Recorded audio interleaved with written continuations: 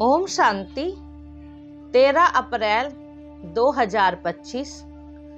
आज की मुरली का सार अव्यक्त बाप दादा, रिवाइज कोर्स 31/12/2004। बाबा कहते, इस वर्ष के आरंभ से बेहद की वैराग वृत्ति इमर्ज करो। यही मुक्ति धाम के गेट की चाबी है। आज नवयुग रचता बाप दादा अपने बच्चों से नव वर्ष मनाने के लिए, परमात्म मिलन मनाने के लिए, बच्चों के स्नेह में अपने दूर देश से साकार वतन में मिलन मनाने आए हैं। दुनिया में तो नव वर्ष की मुबारक 1-2 को देते हैं, लेकिन बाप दादा आप बच्चों को नवयुग और नए वर्ष की दोनों की मुबारक दे रहे हैं। नया वर्ष तो एक दिन मनाने का है, नवयुग तो आप संगम पर सदा मनाते रहते।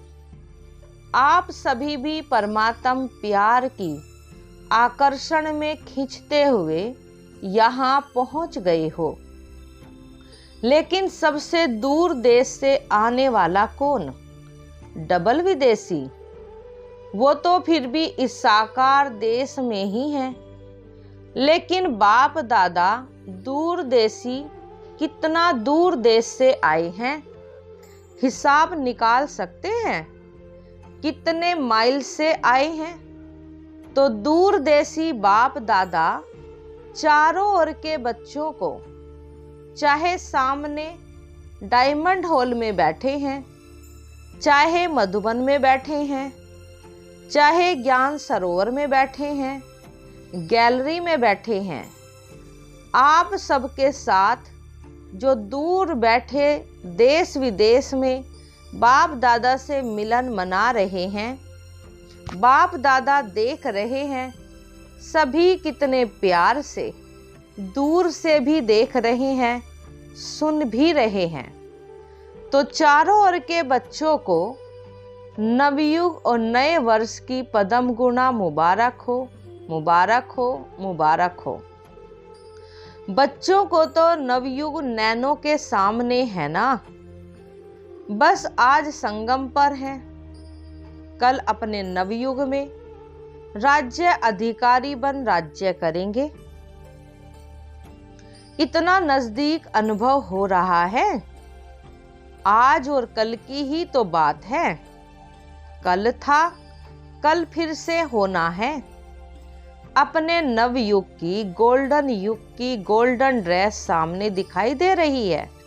कितनी सुंदर है, स्पष्ट दिखाई दे रही है ना। आज साधारण ड्रेस में है और कल नवयुग की सुंदर ड्रेस में चमकते हुए दिखाई देंगे। नववर्ष में तो एक दिन के लिए 1-2 को गिफ्ट देते हैं, लेकिन नवयुग रचता बाप दादा ने आप सबको गोल्डन वर्ल्ड की सौगात दी है, जो अनेक जन्म चलने वाली है।